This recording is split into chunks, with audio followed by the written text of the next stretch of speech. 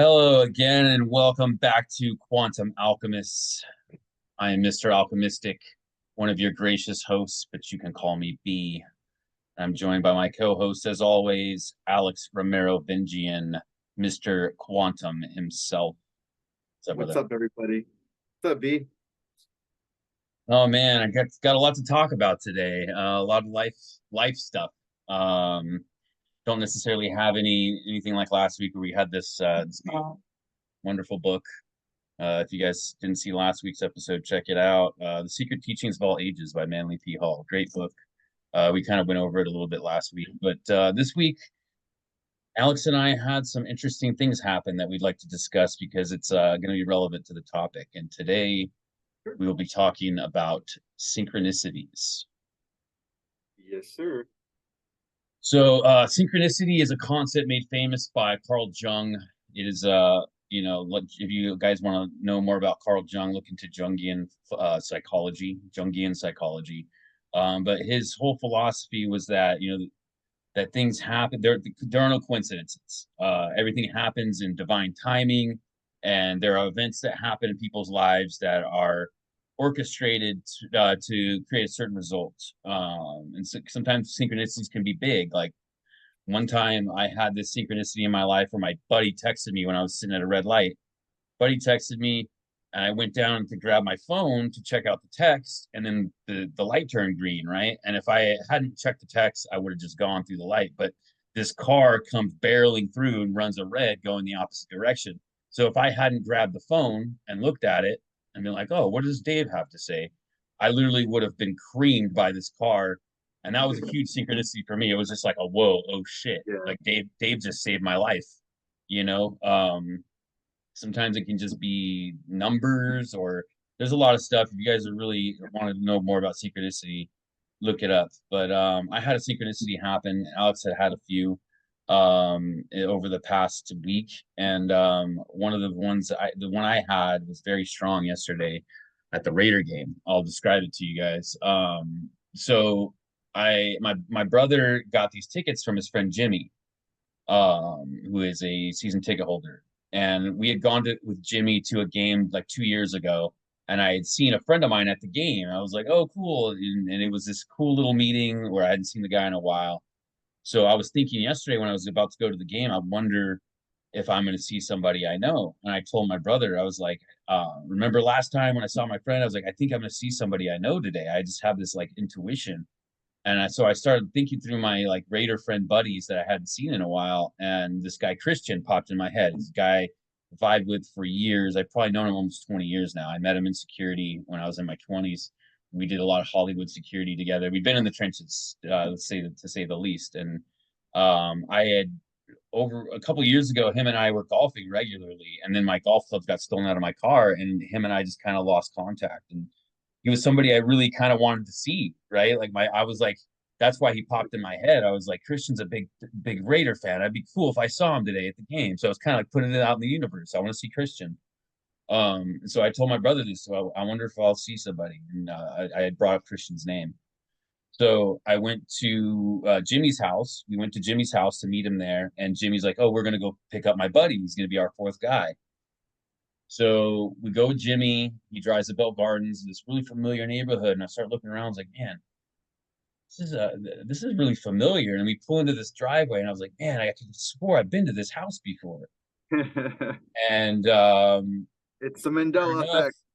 sure enough, who walks out of that front door but Christian, the guy I fucking thought of. Like that, it was just so like, oh, it was just Now, this what are the huge, chances, right? huge synchronicity. Like Jimmy happened to be friends with Christian, and my brother knows Jimmy. I know Christian, but we didn't know that it never had happened where we crossed paths with each other's friend groups.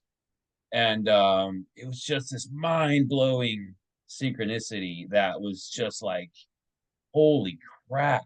Like I literally just called this, and he's the fourth guy in my group. Like That wild. is It was wild. It was wild, man. We had this huge hug. Oh shit! The first thing I said was no fucking way when I saw him. When he walked out, I was like, no fucking way.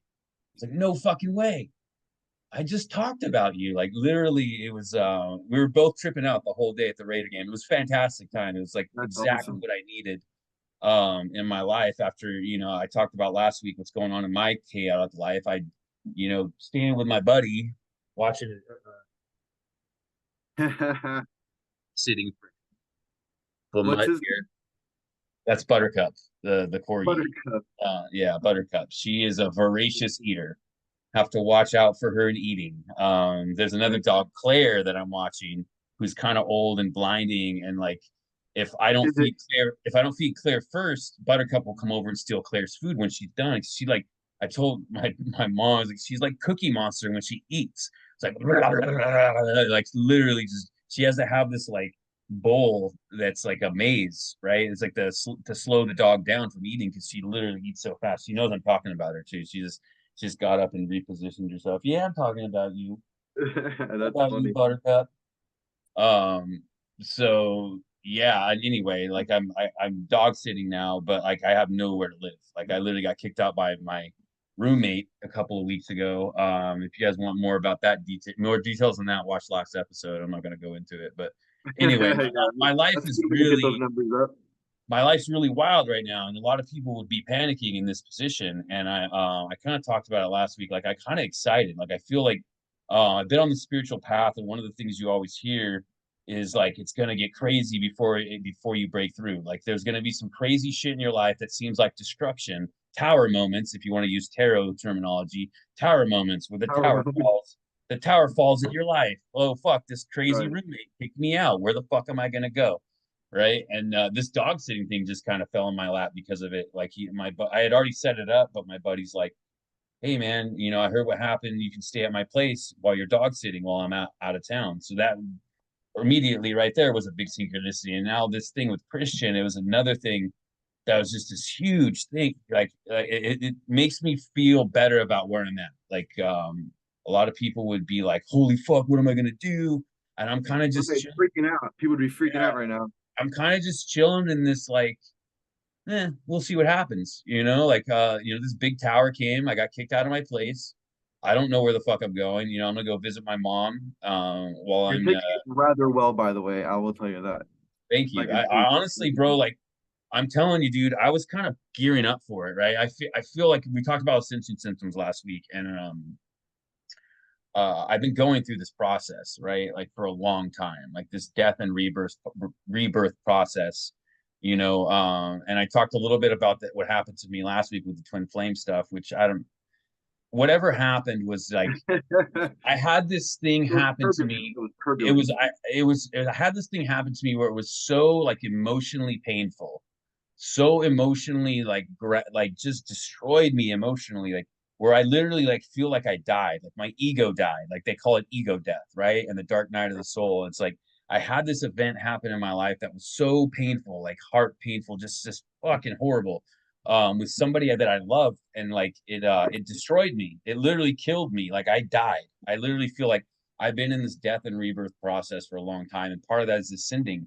And you know, like this is something that's might be a little higher up for a lot of people, but like if you guys have ever looked into ascension, one of the processes of our body with the kundalini and the energy centers, the chakras, all the stuff in my I'll bring it out again.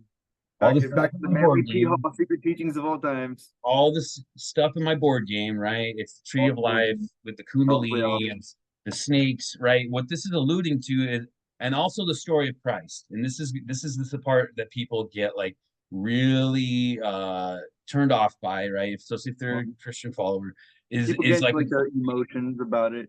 incorporating the Christ into these other mysteries, right? Because this is all heretical. Oh, this is Hindu. Oh, this is Kabbalah. Oh, this is alchemy. That's all heretical. But But but but are they wrong though? Is it those things? so I'm gonna talk about this because it's really important. And if you guys can't follow along, so what? There are people who are meant to hear this are gonna hear it.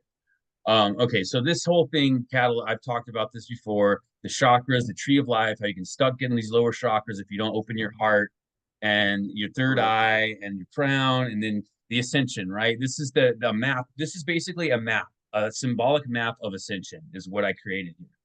And it correlates to a lot of different traditions, which is why I put all these different symbols. You got the Kabbalah, Tree of Life Kabbalah. You've got the fucking Kundalini from Hinduism. You've got the snakes from from Hermeticism, from alchemy, right? And then also incorporate the tarot, which also is another symbolic journey type of storytelling aspect of humanity. This is our symbolic ascension journal here, right? This is our little this is our map, right? Very And interesting. and if you want to look at the Christ story, right? The story of Christ is he died, he descended into hell for 3 days, and he rose again, right? So there is a process in your body, and this is documented. You can look it up. Is a fact. We're gonna get to the point one of these days where we're gonna be doing all this stuff like live. I don't have my stuff set up to be doing all this stuff live, but we're gonna be getting there. But please Yeah. continue. So there is a process in your body that is known as the chrism, right? If you look up the chrism, or it happens in your third eye, right? Your pituitary gland and your pineal gland once a month, every month, when the moon is in your sun sign. So for me, the moon entered Sagittarius this morning at 10:26. So this process is happening in my body right now. The pineal gland and the pituitary release DMT and serotonin, which is golden color and white in color, right? They release, and then they go down your spinal cord, the 33 vertebrae in your spinal cord, down to your sacral plexus, which is the bottom. If you look at a model of the spine, at the bottom of the spine, there's this thing called the sacral plexus. It's shaped like this. The bottom of your spinal cord goes into your tailbone, into your and your hips are attached, right? This the sacral plexus, right? Um, so the fluids come down your spinal cords, coil down your spinal cord into your sacral plexus, and it stays there for 3 days while the moon is in your sun sign. And then it rises again back up the spinal cord, which, if you really want to get into symbolism, there's a lot of symbolism in ancient times about the great rivers, right? The River Nile, the River Jordan, the River Ganges, right? And these rivers are all referring to the spinal fluid in your spinal cord. And as above, so below. It's referring to an actual river, but also metaphorically, if you look into the mysteries, like I told you, secret teachings of all ages, there's a symbolic meaning to most religious scriptures. As above, so below. And this is the Christ story in your body that happens every month. It descends for 3 days down 33 vertebrae, 33 years of Christ's life, stays in your sacral plexus for 3 days, and rises again. And in order to complete the ascension process, your body must be in the proper state. Otherwise, it can get stuck down here. Show us the board game. Down here in your There you go. lower three chakras, like I talked about last episode, down here in your lower three chakras below your heart, which not coincidentally has the face of Osiris on it from my shirt, because everything I do is strategically placed. So if you don't properly, like something I do is I usually fast from meat on these 3 days. It's something that I've been doing for probably the last 8 or 9 cycles, 8 or 9 ascensions, if you want to call them, 8 or 9 times that the chrism has descended and ascended back up my spine. I abstain from meat, and I abstain from sexual activity of any kind. And it's part of like just the what's the Part of sanctity you, of me part of your process. sanctifying my temple, my body, for this Right. process, because during it I get very intense downloads and very intense surges of energy. And everything needs to be, the pathways need to be clear for the river to descend and ascend in this process. And this is why a lot of you don't know about this, because you've never sanctified your body for the process, and you've never You don't know this. This isn't something Right. that you know. Now, But this is granted, of ascension. course, And I do want to clarify for the audience that it doesn't mean that you can't or that you won't experience these things. You can. It's just a lot harder if you don't purify and cleanse out your temple. mm, Like you can't tap into those things. But of course, there's always these moments of the divine that you're going to get what you're supposed to when you're supposed to, um, because that's just how it is. Again, it's just making it easier for you to be able to tap into those energies and tap into the opportunities, and then a lot of from like you consciously go down that path and to eliminate any of the extra excess baggage energy or things that no longer serve you, right? And one of the things that's it's really interesting, you talked about the meat thing, yesterday, um, and we were talking about synchronicities. So I was at a barbecue yesterday at Nikki's place, and and Dan obviously took me there, and he had a bunch of meat. I guess these rolling blackouts were in LA, everyone. So if you don't know, it's been beyond ridiculously hot.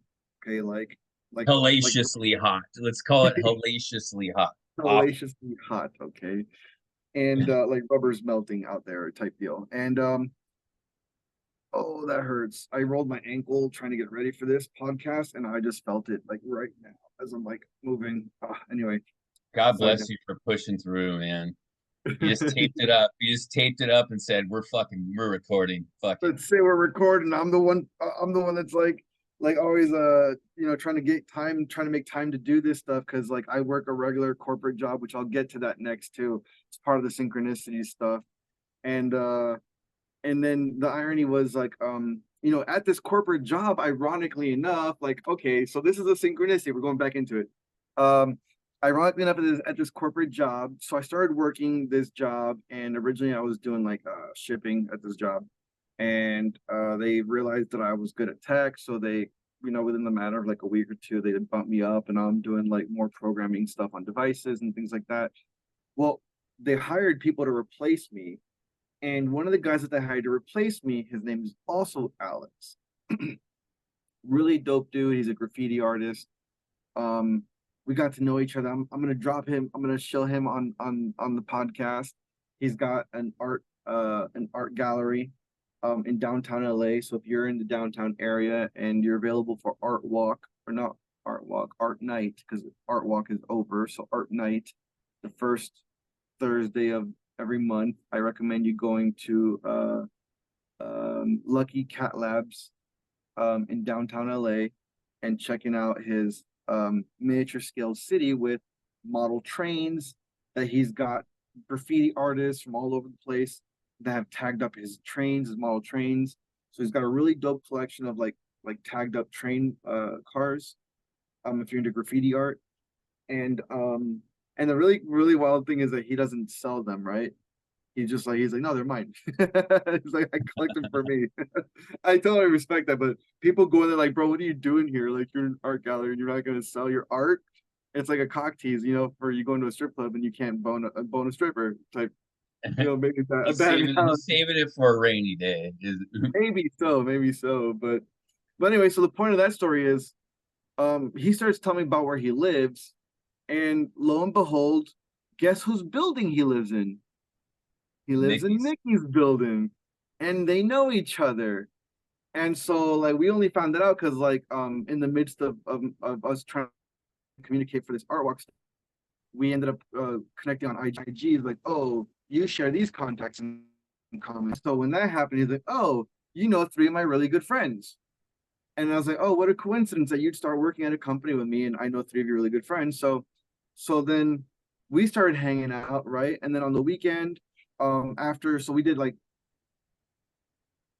good? did yeah, I just got a phone call, it's okay. We did the art walk, art night on Thursday. On Friday, we did we went to like a brewery, Native Sons Brewery, which by the way, if you're also in the downtown area, go to Native Sons Brewery. Dope spot. um Jay behind the bar, amazing person, thank you so much. Um and uh and then also from there, I guess I found out that that's like a little HQ hangout spot for a bunch of dope artists, right? Which, talk about synchronicities again. Turns out the homie who I know who knows Nikki also happens to know this other girl named Erica Poe, who was hanging out over there at that one spot in downtown. And we started connecting, we were vibing out, and I'm like, man, like I feel like I know her from somewhere, but like we couldn't figure it out. And like I didn't know her last name. I didn't know her last name until she also manages artists. She manages a bunch of musicians and producers. And she herself is a producer, I believe, or she's been in the artistic world for a while. I don't know really um the details of her story, but I know she's in the music world. Um, I believe she was signed to like Rough Riders. Anyway, I'll let her tell her story one day. Um, but anyway, the point being is, she's got something on IG she showed me, and I asked her to send it to me. So when I got the message, I saw her last name was Poe, and I'm like, oh, you're her? I'm like, bro, we've been friends on Facebook for like 10 years.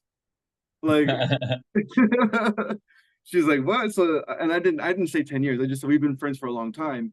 And so I sent her that. And then this morning, today, I sent her over some links. Remember that podcasting studio I took you to in Beverly Hills for the Yeah, Salt Cave? the salt cave. Yeah. So I wanted to show her that place so maybe she can get some of her artists to go and record there. And so in me following up and sending her those links, she's like, yo, do you realize we've been friends on Facebook since 2015? I was like, no, but I know it was a while though. So it just goes to show you like really small world how little things, little people just like bring back full circle, and that's why it also helps not being a piece of shit, right? Because imagine like you're an asshole and you just do dirt everywhere. Like no one's gonna want to introduce you or no one's gonna want to bring you anywhere. And so when you're good people's, like good things happen, right? And and so this goes now into like the whole like why we want to talk about the synchronicities and about you as a person mattering, right? You know, as I was explaining to B a little while ago, I work in the corporate environment, and anyone who's known me for long enough, like it's no secret. Everyone knows I like to smoke weed. Okay, it's not a secret. We're in a state where it's legal, so with all due No, respect, you heathen. You smoke with all marijuana? with all due respect to corporate America, it's legal. You really can't do much, right? Especially if I'm going to work, you know, like with my backpack and I happen to have it on me. I'm not going there to distribute. You know, I'm not going there to go sell or anything like that. I'm not taking away from. I'm just I've got I've got my supply with me, you know, because like it gets stressful at work sometimes. And you got to just go out, you know, and like after work and just blow some steam off. So, but anyway, with all due respect to the whoever works in corporate America, like this message is for you, man. Y'all need to lighten the fuck up, okay? Because this is what's going on right now. Uh, you know, this morning, again, we go back to hellaciously hot, okay? It should be synchronicities and hellaciously hot Yeah. today on the The bowels of hell called Los you know, Angeles. seriously. So like it's so hot. Like there has been rolling blackouts, you know. And so this morning early on, like 6:30, 6:40 in the morning, sent a message off to the office, let them know, hey, I'm not gonna come in. Um, it was super hot, no power, no fan, no AC, no not good rested, like not well rested. I'm not gonna make it in today. Now, mind you, I just started the company, I get it. You know, I've been there like 6 weeks, going on 7 weeks, and I've only missed 2 days, right? One day I missed because I had planned a camping trip months ago, right? Which I gave them the heads up like 2 weeks in advance that, hey, I got a camping trip, you know, in 2 weeks that I planned in advance, so I'm not gonna make it. And so I did that much, right? And then the last one is like right now I missed today, and like they're tripping talking about I can't not show up to work without permission. And like my response to them was, I'm not gonna read it verbatim, but along the lines of like, I apologize for not letting you know in advance. It's not. Oh, I said it's not a conspiracy. It's not. I didn't plan this. You know, it was hot. There was no fan, no AC. I barely got any rest. And so I realized that production is an important factor of my job, and rest is an important factor of production. So with all due respect, I don't have the energy to go in and do my freaking job, right? So I didn't go. And then I said, unfortunately, we're not all robots yet. Until then, we still have human problems, real human problems to deal with. And this triggered the president of the company because he responded with, I didn't tell you to not, I didn't tell you to be a robot. I just asked you to be more corporate, to be more, was it to be more compliant with the corporate structure, so that we don't offend our employees or our coworkers. Um, Compliance. Compliance, right? That's a Compliance. big word in Yeah. corporate America, compliance. I'm like, dude, I'm Ooh. like, you know what? It's like, and I even respond, I'm like, bro, like I agree with you 100%. It's not, I'm not trying to deviate from the corporate structure. Like I said, oh, then he told me, you know, if our work environment is too stressful or you're not okay with it, you're welcome to resign, you know? And it's like, I didn't say all that. I just simply brought up the robot reference because, you know, we're freaking human beings and real life shit happens. You know, if I was just a plug and go motherfucker, like it wouldn't be a problem, but that's not the case. And it's like, while we're all gearing up towards this automation lifestyle, right? Which is like, it's like, guys, understand, like they can't fire all of you, right? But if a few of you comply and a few of you don't, it's like, oh, then they think it's okay for them to just treat you some sort of way, right? It's like, where is the humanitarian aspect of corporate America, right? Because um, you know, it's like, it is the hottest week of the summer in Los Angeles, right? We're 100 plus degrees. Um, it's stale air. There's no movement. Like, and you have someone who has been really great at showing up in attendance. Maybe I was late like twice in 6 or 7 weeks, but then again, like, you know, public transportation in Los Angeles does sometimes fail. So 2 days late, 2 days no show with notice, um, in corporate America over 7 weeks, I think is actually really good numbers. You know, if you want to talk about I don't know. You statistics, might have you might come across some people that are like, well, you should be there every day, or you should have just sucked it up and went to work, got some coffee, and it's a mentality of like, oh, you're not a fucking robot. I can't just plug you in. Like that's what you've been programmed for. Your whole life is to be a robot. Your school programs you to be a not this robot. guy, not this guy. And people like you and I who are sore thumbs and we don't really like to conform to the comply with the corporate structure, like the corporate structure of basic slavery. If you really want to get into like the money system and how it's not worth anything, it's really just you slaving away so you can trade this little piece of paper for stuff that you kind of want because the fucking commercials told you wanted it. You gotta You do your know, like dance for the man in costume, you know? yeah, it's like really like let's start picking this fucking system apart, like piece by piece of how inhuman it is.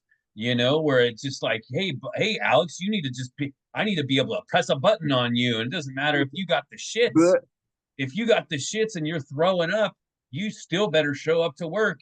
And if you don't, you get all these people that are out there that are gonna ostracize you, like, oh wow, Alex really isn't a team player.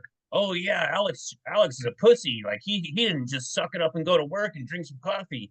And it's like they've programmed you to gatekeep their own system of like people like us who don't want to be robots, who don't right, fucking fit into a 9 to 5 fucking 40 hour a week, 5 days a week, by the clock. Like you gotta just set your fucking internal clock and right. you gotta wake up to a fucking alarm clock. Ugh, fucking that horrible sound that when you hear it in commercials or any other time, it get fucking is like nails to a chalkboard in your brain because it's been ingrained in your brain as your wake up call. You know, like that's not what we were fucking meant for. Like And not, literally now, not what we were meant. if you work in corporate America, I am curious. I would love to hear your comments. I did respond with, you know, that wasn't my intention. That I do agree with him 100%. That all I wanted to do was simply make the robot reference because I think that corporate America has lost touch with humanity, and that all I was really asking for was some consideration, maybe even a little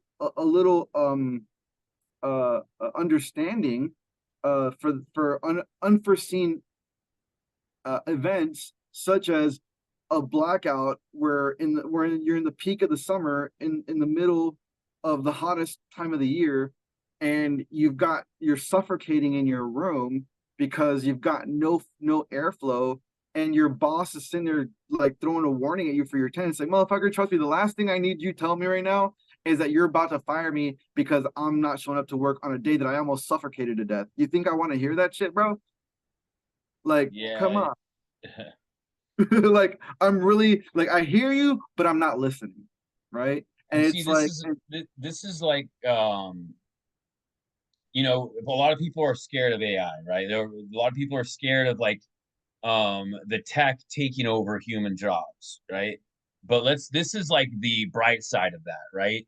Is that like we don't the have to tech deal with that shit no more. the tech is going to take all the undesirable fucking brainless like, oh, I can't stand fucking punching this fucking clock every day. It's this menial, my brain is meant for more, but I got this like simple fucking mechanical task I have to do thousands of times a fucking day, and I fucking hate it, and I don't want to come to this job. Those are the type of jobs that are going out, like the or like the cashier jobs where you got to deal with fucking assholes all the time. Like it's and Right. if we can if it like what Alex is trying to do with his system, right, with quantum what's it called, Ecosystem. quantum It's a quantum ecosystem, ecosystem, yeah. with the quantum ecosystem is like give a little like landing pad for people who have been in these menial task jobs that are gonna get destroyed by AI. And it's like let AI take this all away. It'll like if AI can do that, it can also relieve a huge amount of burden upon us in this fucking corporate Right. structure, in this machine. Like Right. let the machines function as machines, right? Like we don't have to function as machines anymore as humans. Like we're actually Right. going to be free to We can explore go our back. creativity, Yes. Yes. to explore our humanity, to explore what the fuck is really inside of this meat sack, right? And Yes. you've been programmed to turn that off through schooling and through the fucking machine like fucking workforce that just beats you into fucking submission every day. We will Your have the freedom, indoctrination at universities. yeah, we will have the freedom to get rid of all that and explore this magnificent fucking brain and heart and just this, and we can wake up, boom, to like this green, beautiful world around us, and then maybe go listen to the birds fucking sing for a while and watch the Right. butterflies, like literally see what the fuck the world really is rather than in these shitty fucking jobs. And like that's why I believe so much in what you're trying to do, Alex, is like Thank there you. needs to be something that comes in and take its place, right? Like there needs to be We a need way that stepping stone. to That stepping offer stone. value, and increase human value at the same time, which is what the um quantum ecosystem does. And it's forward thinking in that like we can't escape an AI at this point. We can't escape it. It's the cat's out of the bag. But we can use it as a tool to literally give us the Shangri-La we've always dreamed of, if we're Yeah. just smart enough to not let the assholes fucking use it for their own, like the way that we've been used, right? The Yep. way that we've been used. If we can get these fuckers to fuck off and get enough people to wake the fuck up to how much power you really have and what this body really is and what you can really do with this mind and this soul and this heart all fucking synced up together. Like you're a fucking super being, and you've been relegated to fucking slavery status, fucking swirling at the bottom of your fucking chakras because you've been programmed to be a fucking machine. We don't need to fucking do that anymore. If we just fucking wake enough people up to get these fuckers at the top out of here, get the fuck out of here. We see your fucking game now. We know you've been playing us like fucking tools and fucking stuck us in a machine, and we are fucking machines. And let the fucking machines do the machine work, and let's be fucking human and have a fucking human society and a human world that fucking You can tell he's really passionate when he drops 1,000 F bombs. based on love. Yeah, the F bombs, bro. It's something you got to get used to with me is like when I get passionate, the F bombs are just every other fucking word is an F bomb, but it's like it's coming from the fucking, it's coming I from the try heart. I try and mitigate that because some people will be like, "Oh, that's a lot," and I'm like, "Oh man, It just explodes. It's like, yeah, I know. Oh man, um, yeah. So but it's I feel real those. shit, man. This Yeah, is real shit. Like, we are on the precipice. We're really standing on the cliff right now, right? Like, we can either have Terminator future or we can I'd rather have not. what's that? I said I'd rather not, but Yeah, continue. we got Terminator future or something like Demolition Man, right? Where the technology is super oppressive and like keeps track of your. Oh, I wouldn't function in this Demolition Man world. I'd be getting citations for f bombs. No, no, no. And I'm glad you brought that up because you know what? I can tell you exactly the route it's going right now. And it's going, if you haven't seen Ready Player One, you need to watch Ready Player One, okay? Because that is, and I could even drop it. The name of the system that's used in Ready Player One to manage their entire thing, that system is they're using something called X1 in that movie. Well, we go back to the stuff that's happening IRL in our reality. We've got a protocol called Zen, built by a gentleman called Jack Levin, who worked for Google, and he's building a new blockchain called X1. Okay, hint, hint, nudge, nudge, wink, wink. You get it? Okay, they're telling you. If there's anything that we know about the movies, they tell us things before they happen. A lot of things that you see today, you've seen in a movie at some point in time. There's nothing today that exists that you have not seen in a movie before. It's predictive. It's called predictive programming, which we're gonna have to get to in part two because we're almost out of time. But it's very Awesome. relevant, and I'll finish my point, and we'll talk about predictive programming in the second Cool. part. But I'll finish my point was like we can have Terminator Future or Demolition Man or some like oppressive bullshit with the technology, or we can have the fucking Jetsons, right? The We have Jetsons, the there you fucking Jetsons. We go. can, and maybe even beyond that, right? If we can unlock the technology within this meat sack that has been lying dormant for thousands of years, for millennia, like if we can unlock the meat sack and then team that with technology, holy fucking shit, we might Yep. just be able to make this thing a heaven on earth, which is what we're doing from the 5D if you really want to understand what I'm doing. But that's Love for that. another, Love yeah, that. well, part two coming up. For this little break, we're going to have fun with tarot cards with that Quantum Alchemists.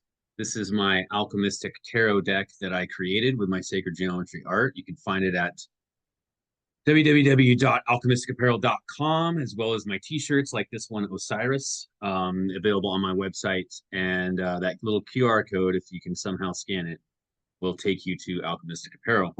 So, Alex, you had a question for the tarot.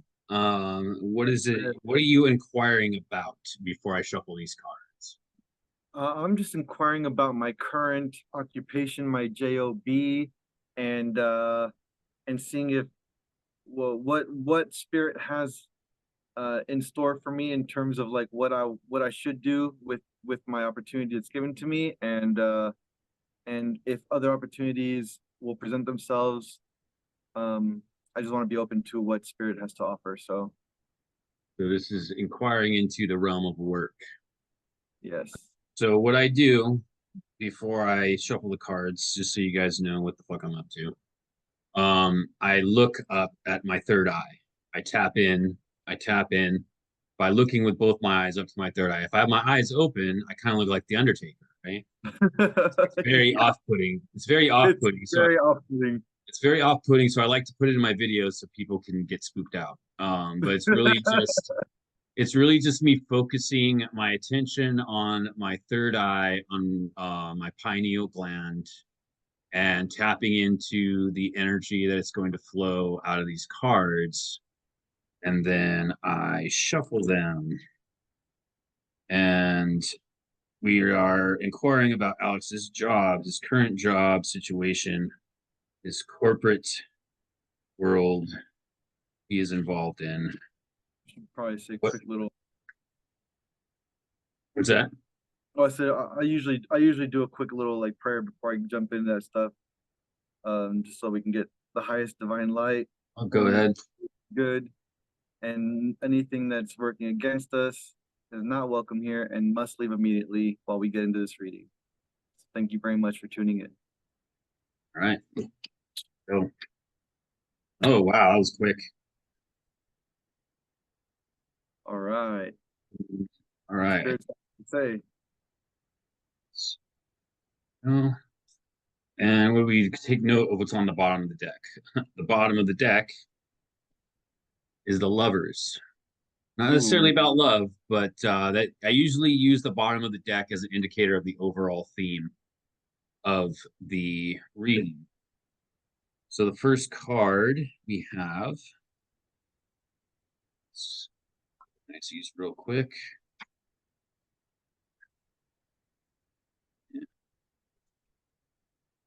You know what? Let's get one more. all right. Oh, that one flew out. The devil.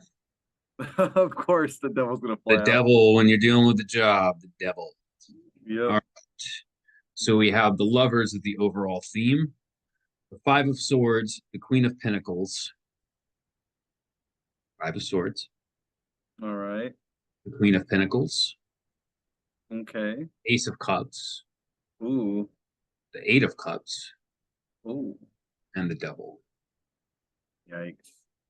All right. So what So, does this mean, B? uh, I'm not good enough where I know just when the cards come out. I have a basic idea of where this is going, but I'm going to consult. I'm I going to like consult the the Oracle, the Tarot Oracle. masters. Consult the Oracle. So the Five of Swords, conflict, disagreements, Oh, that's very um, obvious.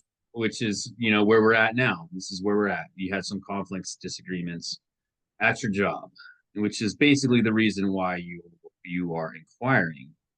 Um, Now let's look at the lovers real quick, just to get. It's definitely not about love, but the lovers, like I said, does not necessarily have to deal with love. Um, Hmm. Interessante. let's see what the lover says. I generally like to take from the same interpreter for all these things, just so I can kind of get an idea of what the symbolism is. A So unified.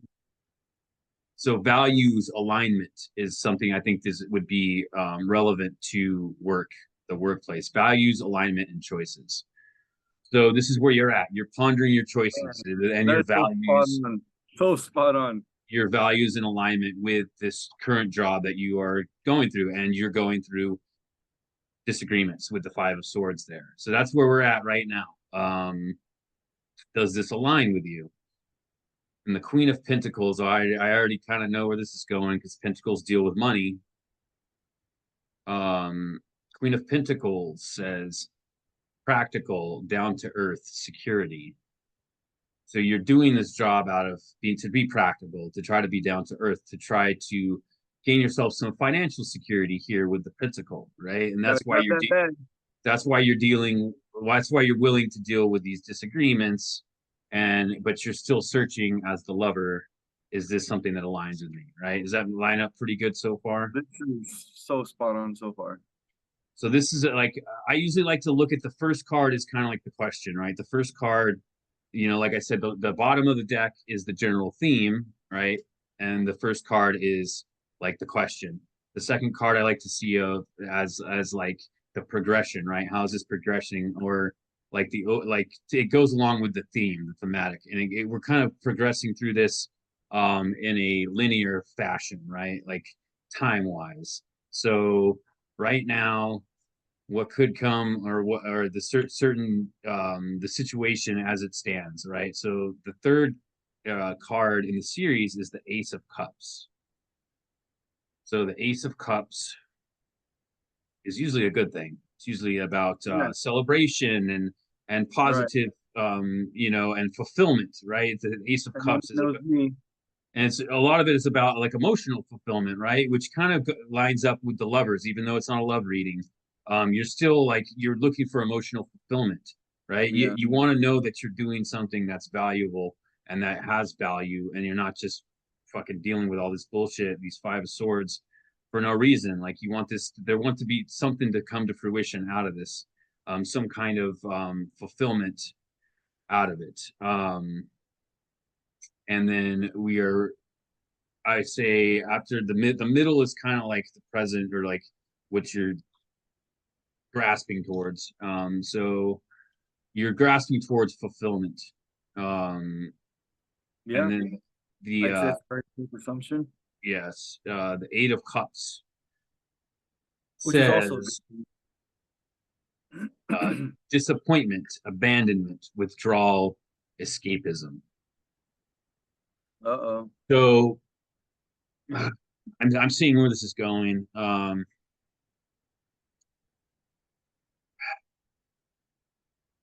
Where is it going, B? Tell us.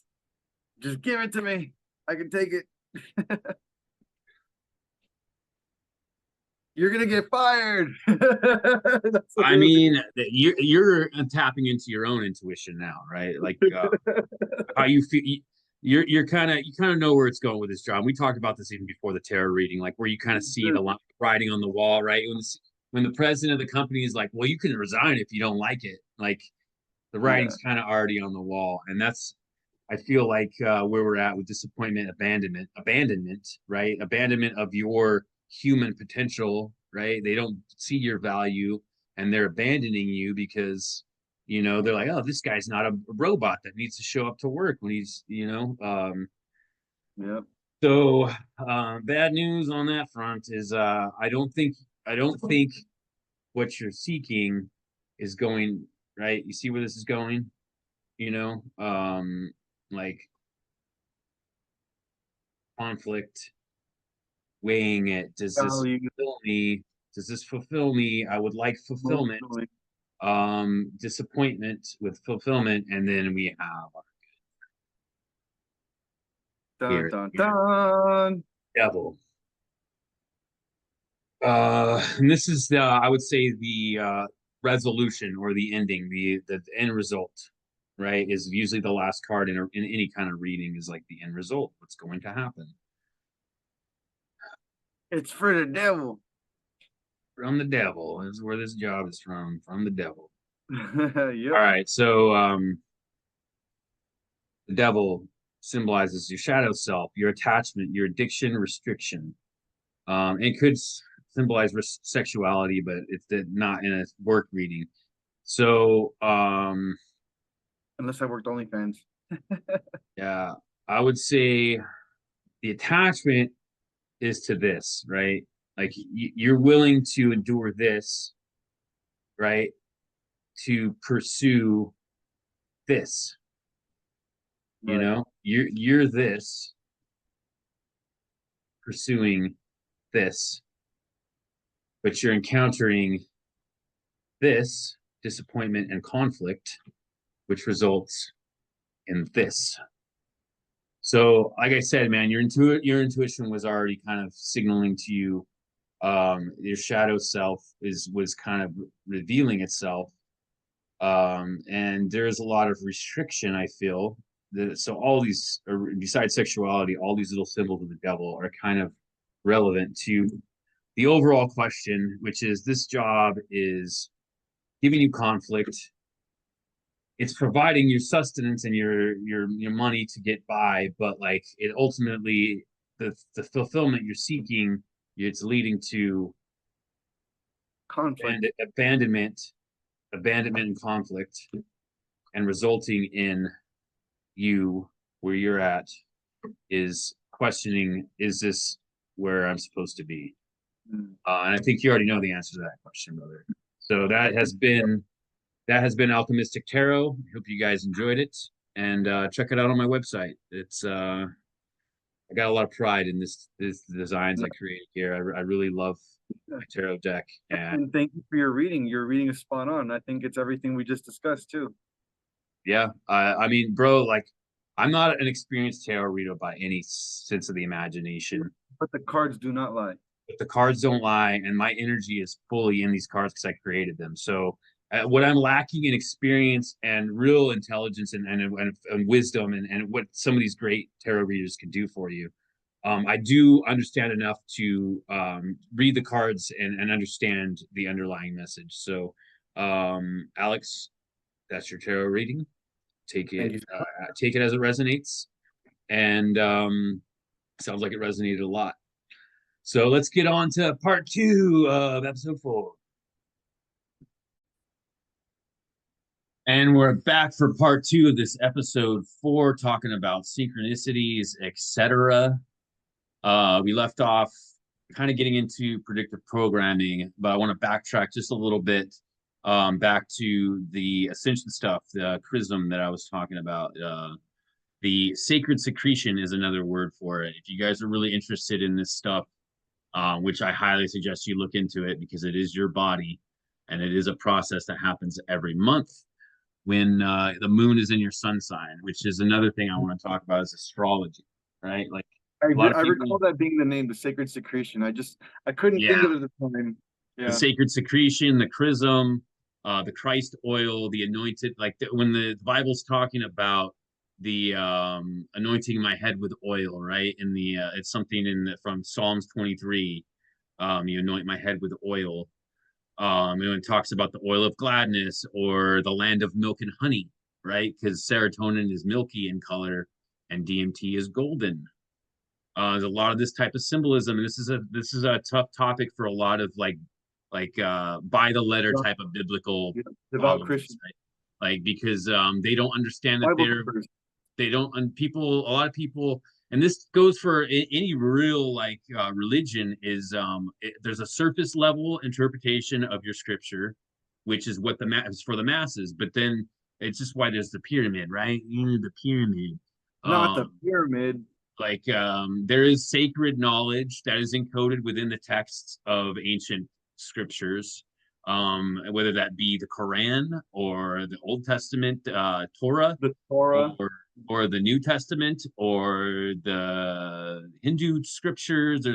There's like the parables of Christ, right? If you look into the parables of Christ, there's actually several interpretations of every parable that and Christ even said himself when he was telling his disciples why he talks in parables, because they can see, or they can look but not see, so they can listen but not hear, right? There is a sacred meaning behind a lot of these parables that were hidden and only for the initiated, like the disciples. And there is this passage, I'll put it in the description. I don't remember just offhand which one it is, but I believe it's in Mark. But he's telling his disciples why he talks in parables, right? It's because, and why would Christ do that? Because there is a initiated teaching beneath the surface of the surface level teaching, which is meant for the masses, right? You have to initiate yourself. Right. And that teaching, by the way, in the Bible, it says that those teachings will be changed by man. He Mm-hmm. says that, but yeah, please continue. So the scriptures have a whole different layer of meaning, which, you getting back to this good old book that I've been promoting the last 2 weeks, it really talks about a lot of this stuff.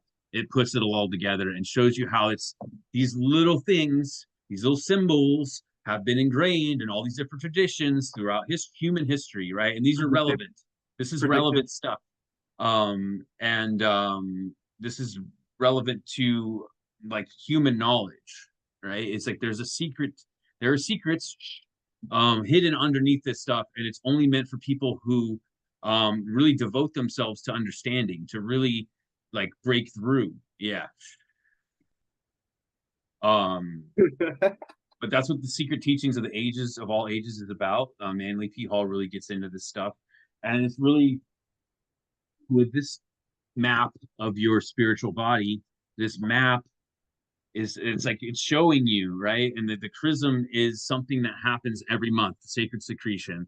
And there's a lot of allegory to the story of Christ in it, which people will be like, oh, that's heretical, that's devil. But it's like God created so as above, so below. This is something people need to understand is as above, so below, right? Christ, not only what story was an allegory for the creation, but he was a physical person, right? Like the story of Christ played out in allegorically to a process that goes on in your body, right? Like that there's I think that enhances scripture even more to me. It doesn't like It doesn't throw shade on Jesus, right? It doesn't say Jesus wasn't God. It doesn't say anything that should irritate or trigger Christians. But when you start talking about these things, people get triggered because that's uncomfortable. It's something they You know don't know, right? what's They interesting? What's interesting is all these teachings, I guess they would fall under esoteric, right? Is that what it's Yes. considered, esoteric? Or occult, Or magic. occult? And occult just means withheld, right? Hmm. I believe, right? So withheld Another word knowledge, for secret. It's secret. another word for secret, right?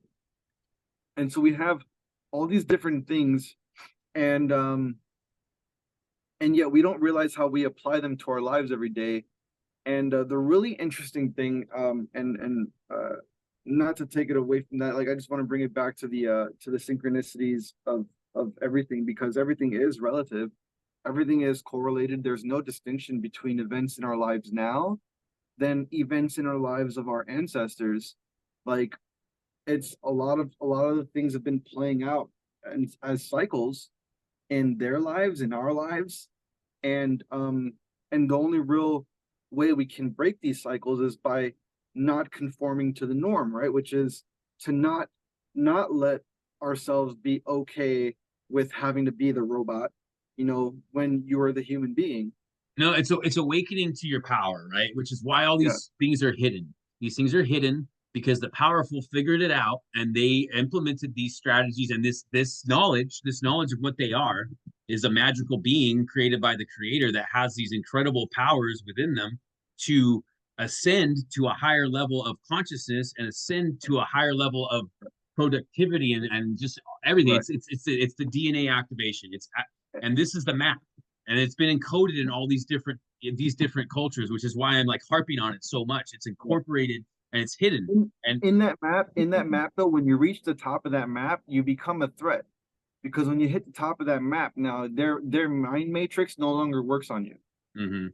because you're able to see through the veil of what it is that they're doing, and then you become like BNI, where we become a threat to the stability of the matrix, because we're trying to tell you guys how it works.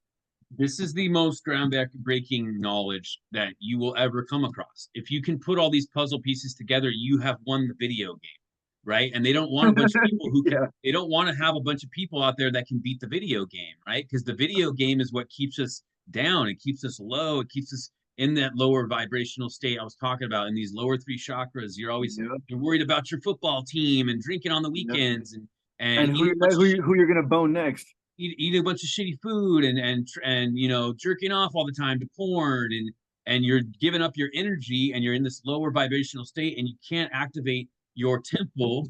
And this is the map, right? And then I talk about the chrism and the ascension stuff and the sacred secretion because this is like the map, right? It's like your energy is coming from your Yeah, pineal gland and your pituitary, right? And it swirls down your spine like a snake and there's all these allusions to it. It's alluded to in all these scriptures, but it's not common knowledge. Like nobody knows about this stuff. That your body no, does this every month when you're every day. when the moon is in your sun sign. This is astrology is relevant, you guys, and they've gotten you to think it's just all this crazy superstition and oh the psychics and the Woo, weirdo it's the woo. psychics and the weirdos and the energy people believe in it. It's just so stupid.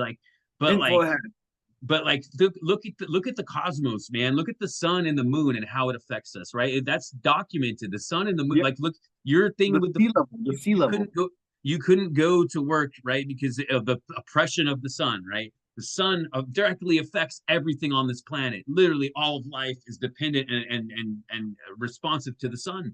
The moon, the full moon. Why do you think they talk about a full moon all the time? Oh, the full moon's out. The crazies are going to be because it fucking affects you. The moon is you could women can chart their cycle on the moon, right? Like it's like literally these things, these heavenly bodies affects us. And why wouldn't they?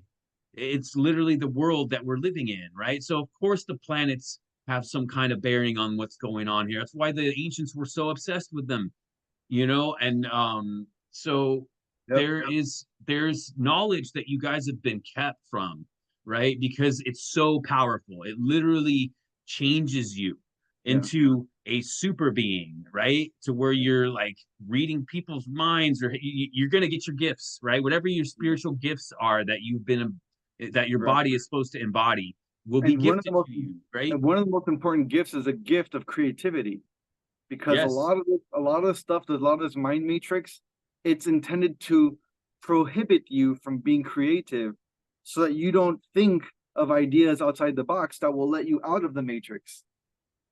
Machine men with machine minds. There's a good Charlie Chaplin quote about machine men with machine minds. I'll put it in one of our little breaks so you guys can see it. It's fucking amazing. It's so profound. It's so prophetic, and it's like exactly what our society and these people, the people like Charlie Chaplin or like Aldous Huxley or George Orwell, they saw what was coming, right? They were warning us with their art, with their storytelling, with their Foresight, with their foresight. expression, with their foresight and expression, that they were seeing what was going to happen. They were going to turn us into a bunch of machines and put us into a machine-like society where we don't feel anymore and we don't explore our creative side. We don't explore these things. It's And by seen the as, way, the he's an two things artist. that make us, the two things that make us the most human, A, is the ability to feel, and B, the ability to create. Those Mhm. two elements alone um are probably the biggest factors in our individuality and our humanity, is our ability to feel and our ability to create. You take those things away and you've got a machine, because you got someone that doesn't create because all they do is input output. So they'll do output whatever you input. That's not a creative person. That is just a machine. And the machine is just logical, straight logic, no emotion. It doesn't see the preciousness of life and its possibilities, because it only understands the logic. Well, if I do this, I do that, it gets that. And you're in the process, you're in the way of that being done. So I got to eliminate you and you got to get out of my way, because I got to do this and get that done. That Yeah. life no longer matters. Well, it makes you into a producer and not a creator, right? You produce. Your There you production is go. what's You're valuable. You're valuable as a producer in the not a system, in the creator. pyramid Yeah. matrix. You're valuable as a producer, so that's what they made you into. They took away the creative side and said, "Well, just make this over and over and over again. Just make this process of production over and over and over again." Yeah. And we were not created for that, right? It was just a perfect segue into what we wanted to talk about is predictive programming, right? And I talked about this stuff here to get you guys to understand that there is a process in your body that makes you that brings your full potential, that awakens your creativity, that awakens your soul, that awakens your heart, and puts it all into sync with itself, right? It's this stuff. It's this ancient knowledge. It basically turns you into what you're supposed to be, which is a creator, right? And it's magical. It is what you want to call magic. If people want to call it magic, it makes you into a magical person where you can A just wizard. manifest. You can just manifest things, right? Because we are creators. We have been given this ability to create, this power to create, and what society has done is that it has stripped away the human side of creation, and because the people who created this matrix, right, or the people or the things, the shadow, the energy, the forces that created this system knew how powerful we really were as divine creators. We have a piece of the divine in us. That's what this is. Yep. We have a piece of the divine in us. We are unbelievably powerful creative beings, right? And the forces, the shadow, the devil, or whatever you want to call it, knows this and has created a system that takes advantage of this to our detriment, right? By Yep. putting us in a state where we're creating things we don't want, creates a Yep. Or mindset, don't need. manifesting things that we don't want, because we are manifestors, we are creators. And if we are in the wrong mindset, we will create things we don't want, right? Like predictive programming, if you want to really like get down to it, is a form of black magic, right? Where the magicians create this thing that they want to happen, and then they give it out for public consumption, like let's say the Terminator, right? And then it gets you to fear this. Oh my Think of it God, like a think of it like a form of inception. yes, it's like they plant these seeds in your head of fear, right? And then grow these seeds through programming. They grow these seeds and get you to create the scenario you don't want, right? Which is what fear and doubt and worry does to us, right? If we get put in a disempowered state mentally, where we don't understand our power, we don't understand what we're capable of, we don't understand what our body does, and we're in Yeah. this mental state where we're constantly in a low vibration, where we're fearing outcomes. Oh no, how am I going to pay my bills? Oh no, Yeah. my car insurance is Yeah. whatever the fuck, right? I gotta pay my bills. I gotta feed the F-bomb. kids. I got, how am I gonna feed my kids? Where, in my current situation, where the fuck am I gonna live? It's like F-bomb. it's getting it's taking advantage of that creator power in a negative way and getting you to, this is our entire like programming is this, right? Is like we're so powerful that we create what we think. This is what Yep. the world is, right? We're creators. We have the power of the creator in us, and we can create what we think. And all human history, you look at all the great things that we've done, had started here in someone's mind, right? Absolutely. Somebody created it. We have the power to create amazing things and to do amazing things. And we are self-fulfilling prophecies, That's right. 100%. And we will create the things we either want or don't want, depending on the energy we put into it. That's the best way I can explain your That was body. This thing right here, that's what your a body causal is. explanation. And the reason why society is the way it is right now is because a bunch of people that were influenced by this shadow force figured out how to turn us into fucking energy slaves. You know, Turn us into batteries. basically turn us into We batteries want like to the use it. Matrix, energy slaves, where we're constantly swirling on the toilet of energy and just producing things for them, producing stuff so that they can Yeah. facilitate their fucking lavish lifestyle. And we're Regardless here, of regardless of how your health is, you and, gotta and produce the machine. we're here at the bottom of the pyramid. If you want to look at the pyramid, we're at the bottom of the pyramid. We're at the bottom of the chakras, at the lower chakras, stuck here, can never get ahead. Why can't I get ahead? Because you didn't break through your heart to unlock the whole fucking the whole deal, the whole video game. You're you have Right. the capacity. This is the God codes right here, right? This is like I was given the God codes from the universe to create this and make my life what it's supposed to be. And I'm trying to fucking help you guys do the same thing. Like literally, this is what's wrong with society. This is the revolution. If you guys want a revolution, you fucking tired of shit the way it is, fucking awaken Yeah. yourself. But no. Let's not do a revolution, because when things revolve, they go in circles, right? But let's drop the R and let's just evolve, right? Because if we evolve, we'll never have to come back to this shit again. We There have it to break is. through. We have to There it break through. is. Evolution, not revolution. Maybe that's what we should call this episode, evolution, not revolution, because that is the key, you guys. It literally seems so simple, but like it starts with you. The change you want to see, be the change you want to see in the world, said Gandhi. Like that's what he was talking about. Like, Right. like that's how powerful we are. And that's how powerful Alex and I are now that we understand this is like we're going to change the world.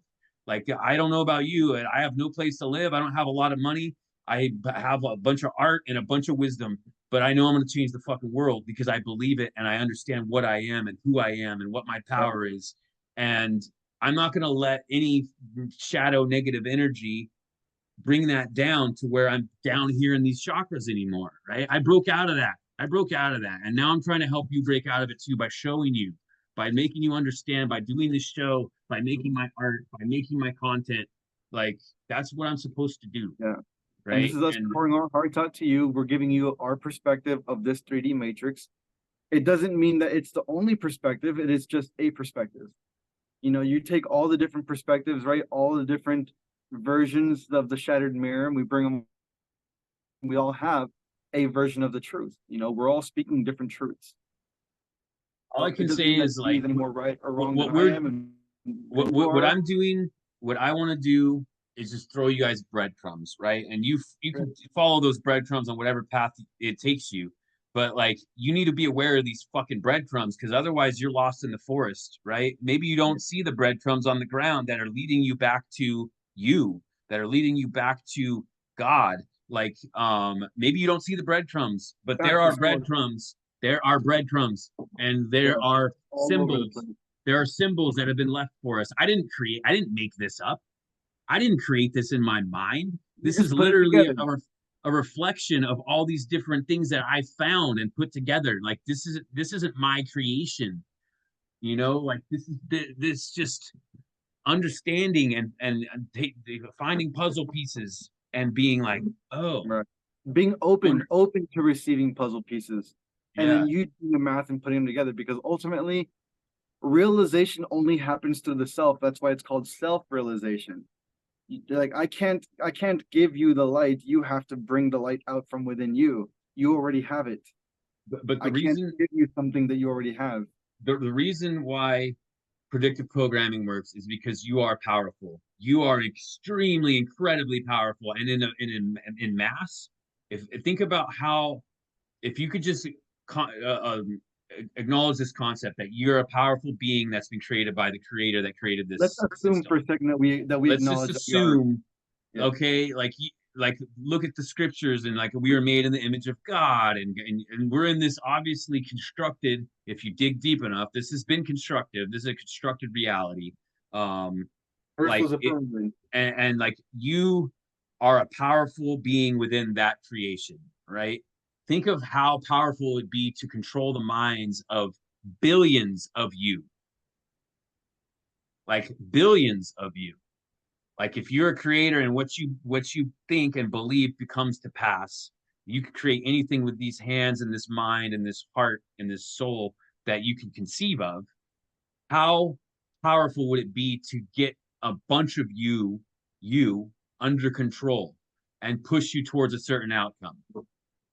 A It certain narrative. it's Yep. incredibly powerful, which is why Yep. it's been done for millennia to you and everybody like you and I who are on the bottom of this fucking pyramid trying to ascend. Like, it's just this is the issue of our time, you guys. This is the Yep. issue. This is the period of time we're living in. It is time for a change. Enough is enough, and it's time for a change, to quote the great Owen Hart. Like enough is enough.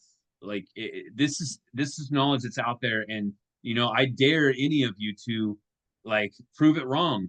And I didn't make these things up. They're just out there, and they're puzzle Yep. pieces that you know people have put together, and it's like it's out there glaring us in the face. Like you are not what you're supposed to be. You are a powerful, beautiful, incredible creation of the creator that is meant for incredible things that can do incredible things and better than just clocking in at some job and working with a uniform and a name tag.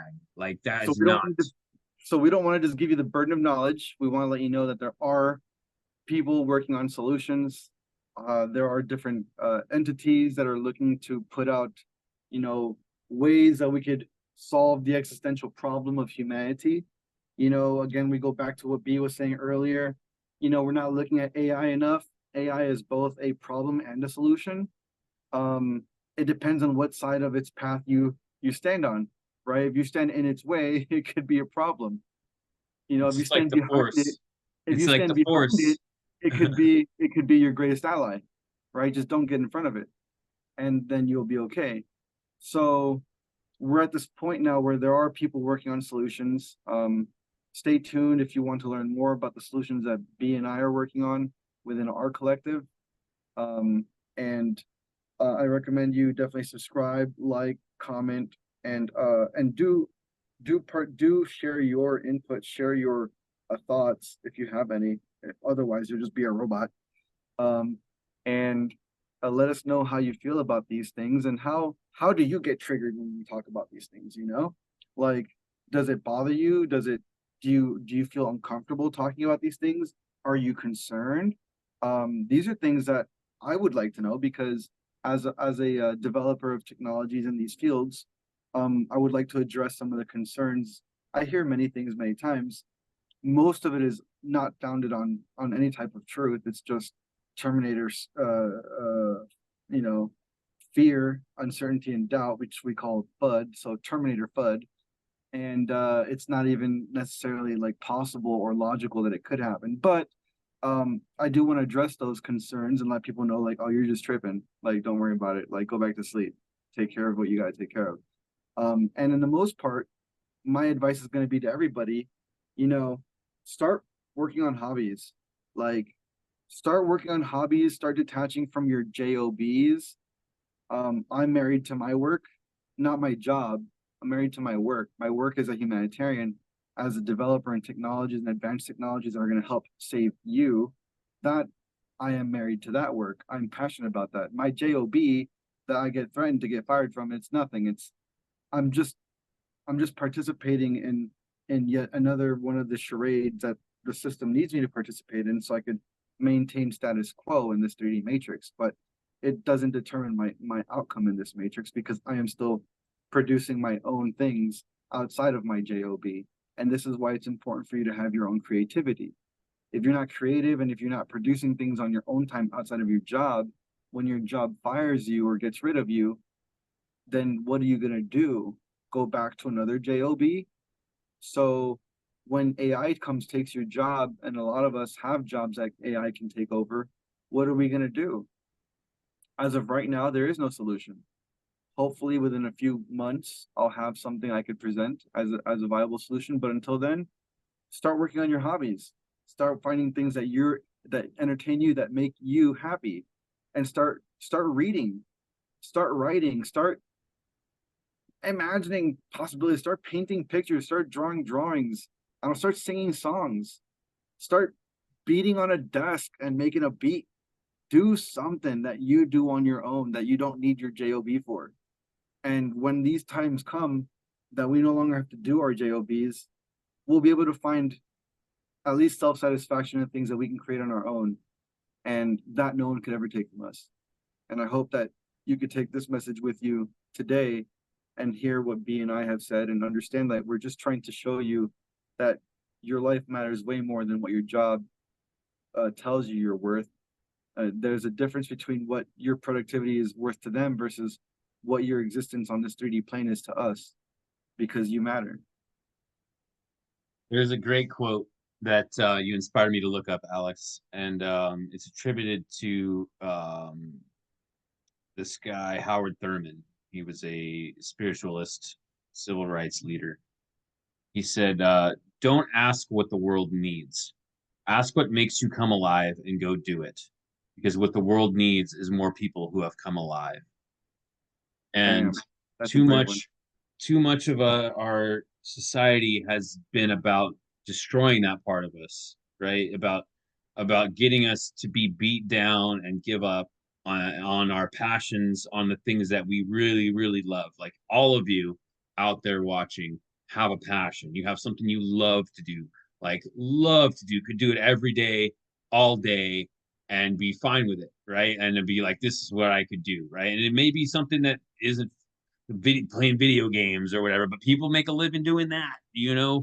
But create something, find something you like to make. Like my mom loves to like sew and knit and all kinds of different little creative things she does. She creates like scarves and beanies and socks, and then she makes like quilts and she's really good. Like she's really, really good at making stuff. And she just writes it out. It's just my old lady thing that I do. And it's like, no, mom, like keep doing it. Like that makes you, that's your passion, right? And she started making handbags recently. And I was like, you could sell these, you know, like, you could sell this Yeah, stuff. She's like, yeah, but I don't want to, like, it's fine. Like, you don't have to sell it. You don't have to make things just to sell it, right? You just yeah. find something that makes you go. That's like she's getting older. She's up in, she's in her 60s now. And she's still in great shape and healthy. And like she's retired now, right? She retired last year. So she's got to fill her time that her job fills, and it's just she's been creative for a long time and has been doing this. And now she's doing it even more. And I'm like, keep going with it, mom. Like, don't ever feel like weird about that, right? Oh, I'm just an old lady making stuff. No. Truth of the matter is, like, my dad, even, like, he feels like if he stops working, he's like, I'm gonna die. He's like, because if I stop doing stuff, he's like, if you don't use it, you lose it, you know? Well, So they say absolutely, they say retirement's the number one killer of old people, right? yeah, Retirement, because you lose your life, your job becomes your purpose, and right. a lot of the times it's some dehumanizing shit that we don't really like to do but have to do to make ends meet. When you've got creative ideas in your head, you've got things in your heart, you're an incredible human being that is capable of so much if you just believed in yourself and believed and understood what you are.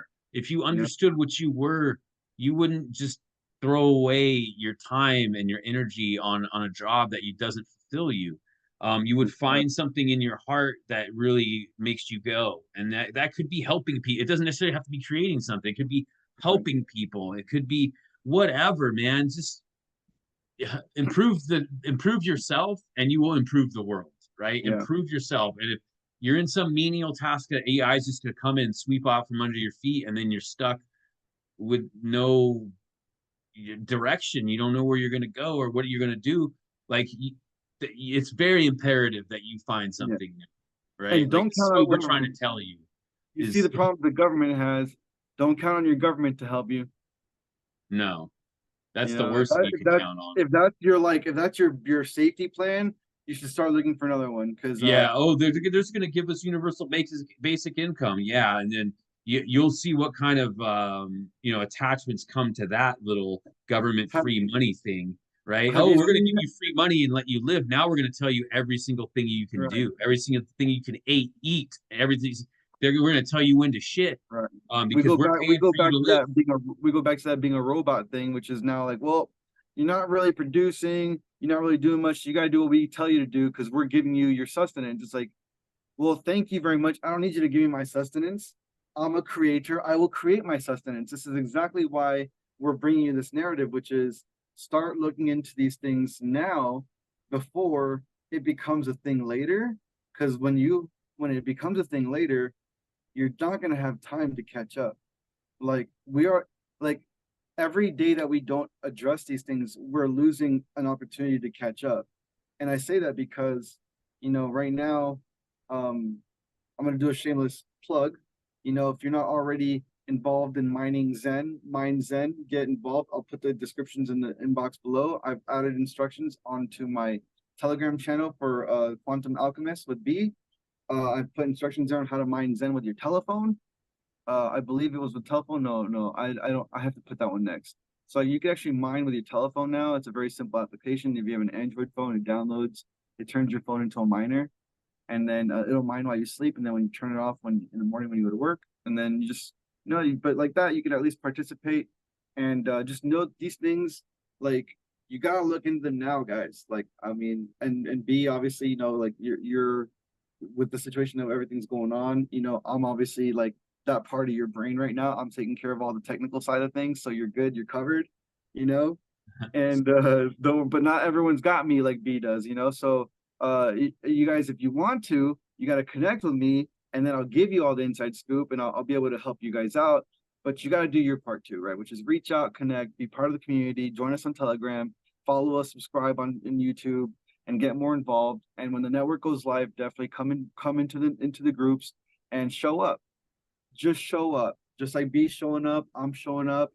Like we have our skin in the game is our time, and that's what we're giving you, and we're giving you our time. And if you have any questions, please reach out to B, reach out to myself, and we'd love to answer them for you guys. I know that this is a very confusing time for a lot of you, maybe experiencing a lot of changes in your life that maybe you're not used to, maybe even shedding of a lot of relationships that you just maybe don't feel like we're serving you. Um, it's part of the process. You're not going to grow without getting rid of the things that were holding you back. That's the only way you can become the beautiful butterfly that you're meant to be.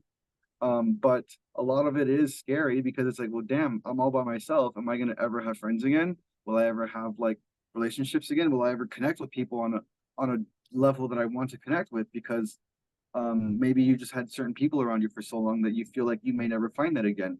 And the answer is just get out there, be your most authentic self, and those things that you want, they will find you. You don't even have to look for them, but you got to show up. Absolutely. And just to go back a little bit, backtrack to what you were talking about with technology, like let's look at what the government, right? It's a trust in the government. Would look what they tried to do during COVID, right? They tried to introduce this green pass where like you need to have the COVID shot or you can't go see a concert or you can't go to the grocery store.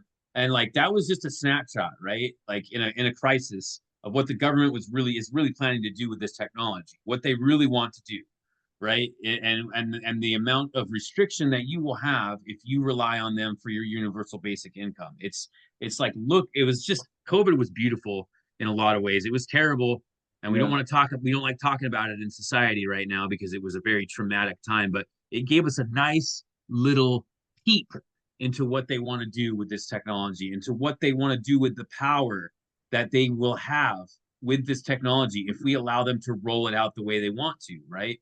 So it's like it's imperative that you get very hyper self-sufficient Hyper in informed. and informed, so self-sufficient, informed, and all of the above.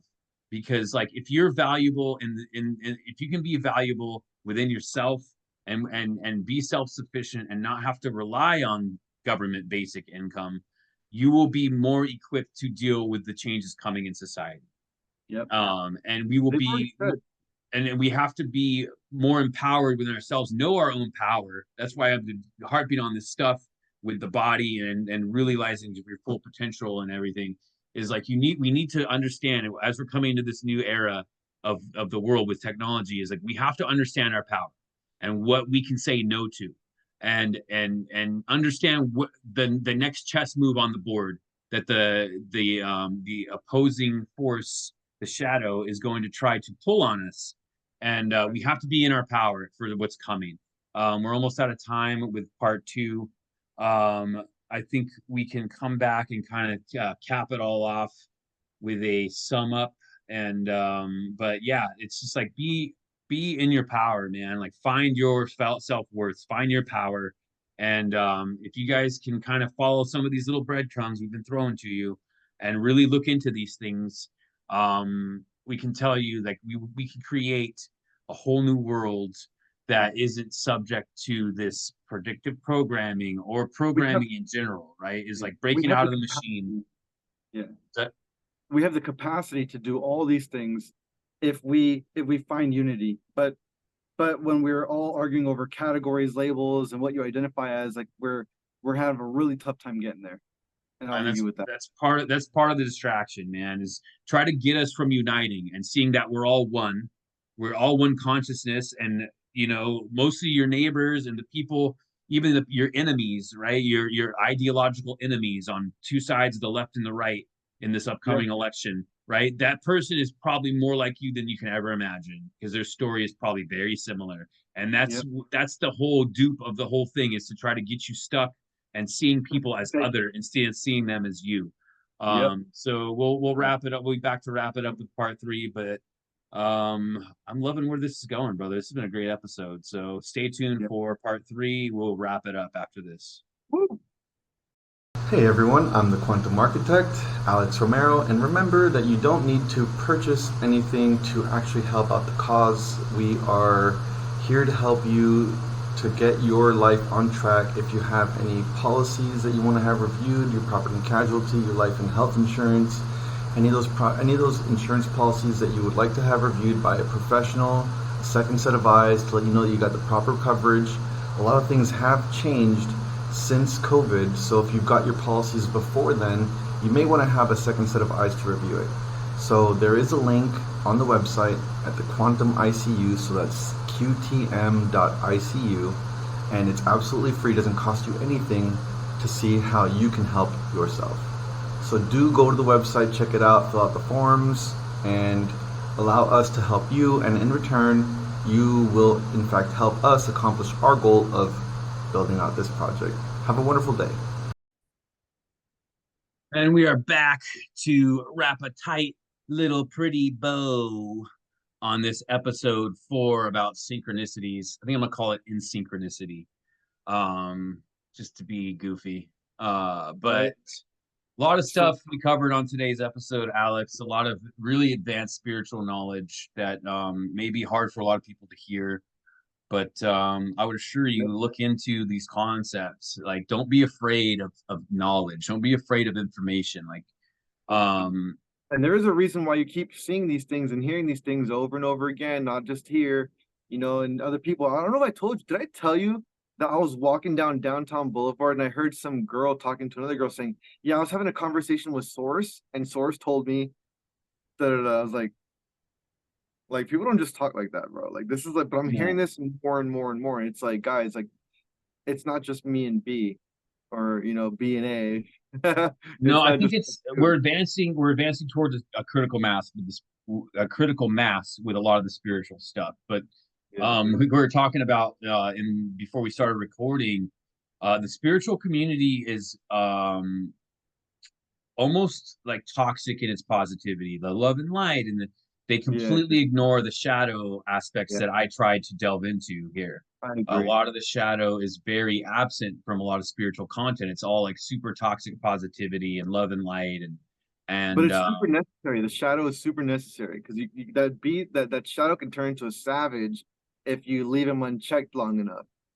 yeah, and the shadow, it loves to be sneaky, and that's why stuff like this has been in the shadows for eons. Because and then the spiritual community, I feel, turns its back on the shadow a lot of the time, and that's the perfect time for the shadow to creep up on you, is when you got your back turned to it, and you won't acknowledge it, and that's a trap that a lot of spiritualists fall into, is being all love and light and all toxic Uh, positivity, and not really acknowledging the shadow. And true alchemy is integrating the shadow yeah, and really coming to peace with it, giving your shadow a flower, right? Flowers for shadows. flowers for shadows. Yep. Yeah, flowers for shadows, man. It needs to be acknowledged and shown love and integrated. And the more we ignore the shadow, which is the part of what we're talking about today, is the shadow aspect of society, like the creator of the matrix on top of the creator's creation, right? The shadow, the devil, the evil, like Yeah. the things that we're taught to fear and ignore. And it's why, Or to submit to.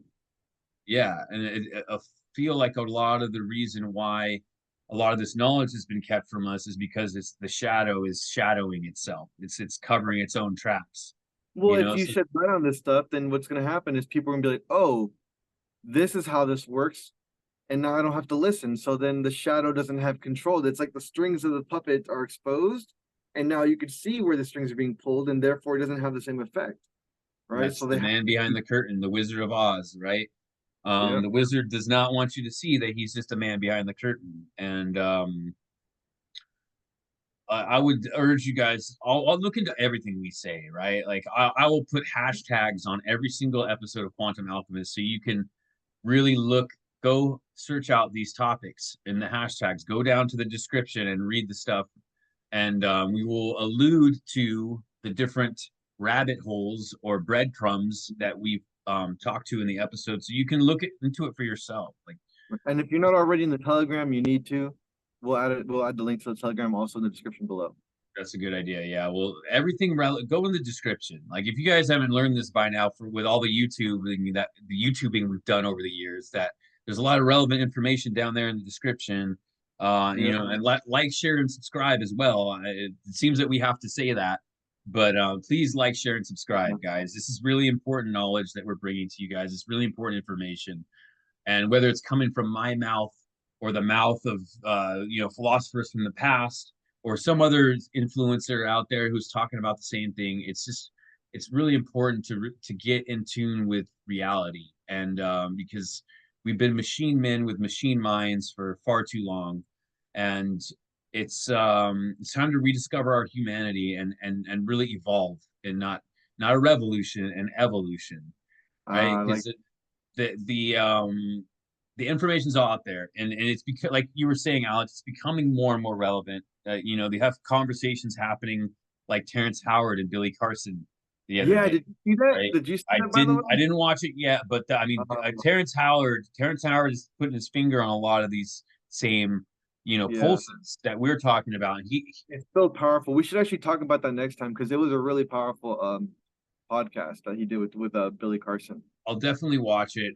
He's also been on Rogan. Terrence Howard is talking about a lot of the stuff we're talking about, but the problem that I've seen with Terrence Howard is, like, He's way out there. he's kind of got the crazy eye a little bit. Yeah, So I think and that he's way puts out there, people off. bro. It puts people doctor. way off, and then he's so intelligent, and he's a genius level mind, right? And the problem with genius level minds is it's really hard for them to communicate their genius level intelligence and what they've found Right. down to people who are at base level intelligence, who You know what's are funny is I'll hear him talking sometimes, and the way he says it, like he talks, is like he almost says it like it's implied, like, oh yeah, like this and this and this is like this, like we were supposed to know that, you know? And it's like, yeah, well, I didn't know that, but that's really cool that you said it. Now I have to go look more into that thing that you said, Terrence Howard. he's a But he makes a lot of implications. Yeah. truly gifted mind, that man. And don't be off put by his crazy eye, and start looking into the things he's talking about. You know, the tree of life, or not the tree of life, the seed of life, the flower Hmm. of life, that he is very adamant about, in talking about quantum physics. It's not as dense intellectually as you've been led to believe, right? It's basically very simple. It's far um simpler than we're told. Yeah. a simple, like, the way I like to talk about the seed of life and the flower of life is like pixels in a TV screen, right? Like when your TV, That's actually I think what they talk about. I think they use pixels as a way to really, describe it. I I think mean, so. it doesn't surprise me because that's a download I got to try to explain this stuff to Yeah. people. It's a download I got to explain it to them like a TV screen, right? So a TV screen, you're getting a frequency from the ether, right? Your TV screen is picking up with its antenna all these images, right? And then the TV takes this information Yeah. in, and And then it propagates. and constructs the picture, right? But Yeah. it's made up of all these little pixels, these little Yeah. pictures in the picture that create the picture. It's a big puzzle that the TV puts together for you from the frequency that it Yeah. downloads, right? And Bro, it's that's so what it funny does. because you know what's funny is in that conversation they actually talk about the shadow.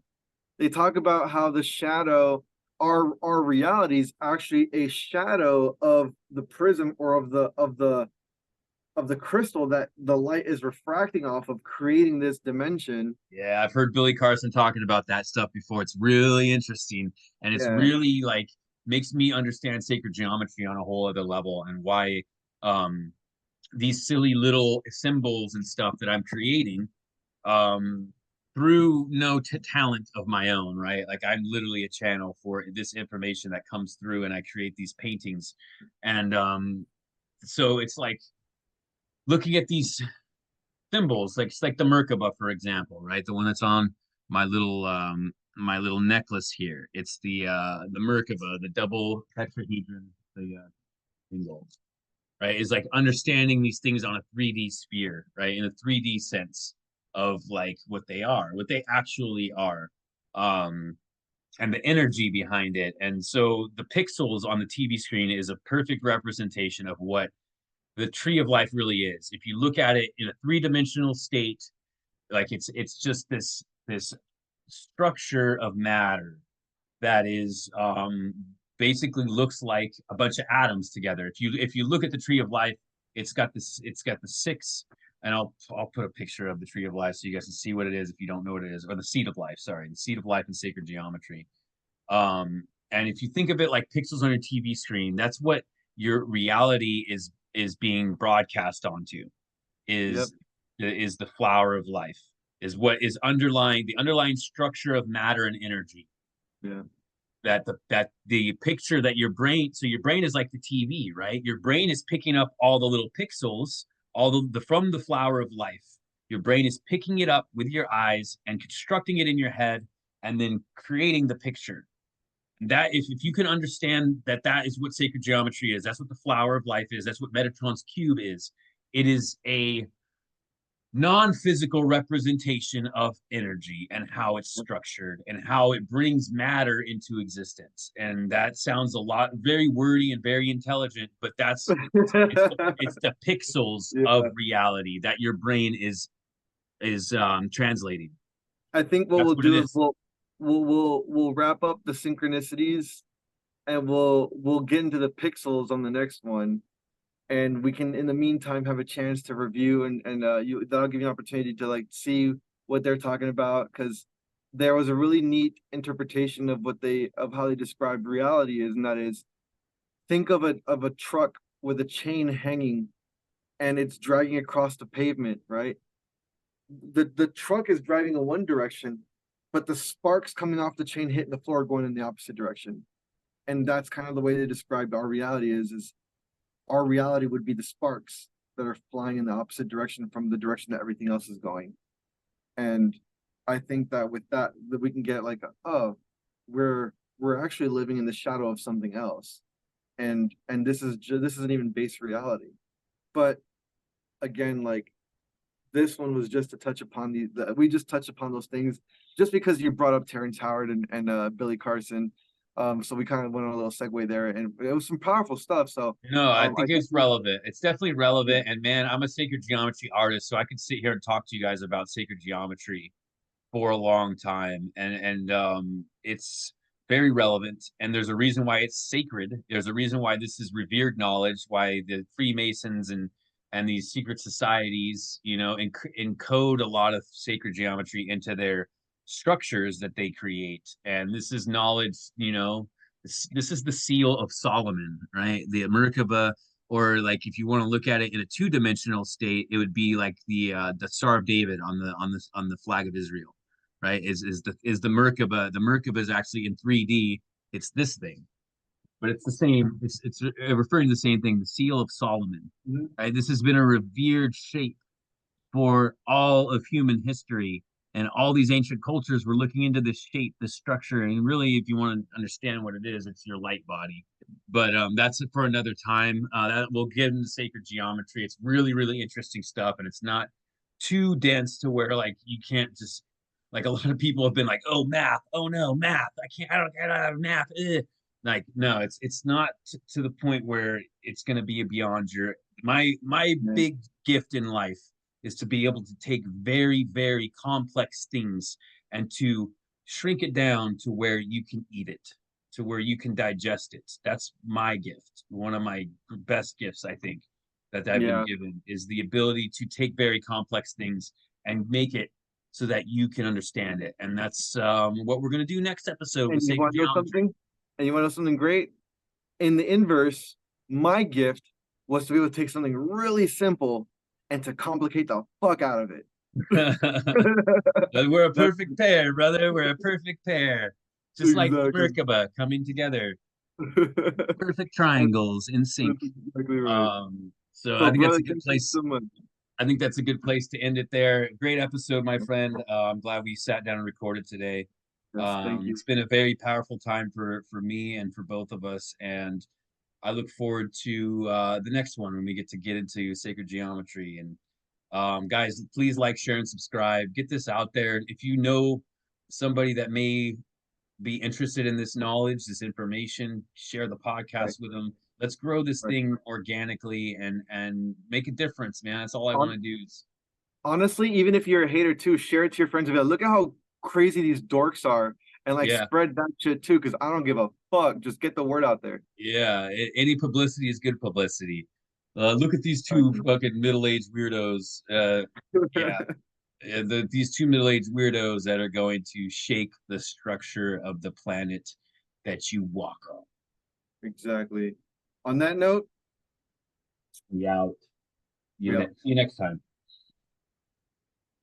I'm sorry, but I don't want to be an emperor. That's not my business. I don't want to rule or conquer anyone. I should like to help everyone if possible. Jew, Gentile, black man, white. We all want to help one another. Human beings are like that. We want to live by each other's happiness, not by each other's misery.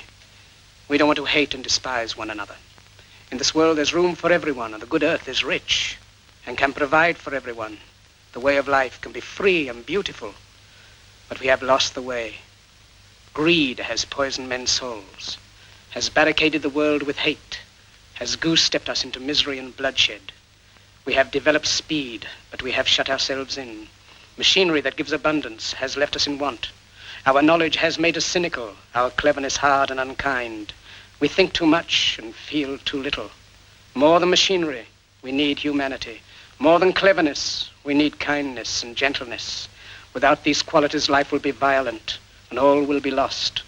The aeroplane and the radio have brought us closer together. The very nature of these inventions cries out for the goodness in men, cries out for universal brotherhood, for the unity of us all. Even now, my voice is reaching millions throughout the world. Millions of despairing men, women, and little children, victims of a system that makes men torture and imprison innocent people. To those who can hear me, I say, do not despair. The misery that is now upon us is but the passing of greed, the bitterness of men who fear the way of human progress. The hate of men will pass, and dictators die, and the power they took from the people will return to the people. And so long as men die, liberty will never perish. Soldiers, don't give yourselves to brutes, men who despise you, enslave you, who regiment your lives, tell you what to do, what to think, and what to feel, who drill you, diet you, treat you like cattle, use you as cannon fodder. Don't give yourselves to these unnatural men with machine minds and machine hearts. You are not machines. You are not cattle. You are men. You have the love of humanity in your hearts. You don't hate. Only the unloved hate. The unloved and the unnatural.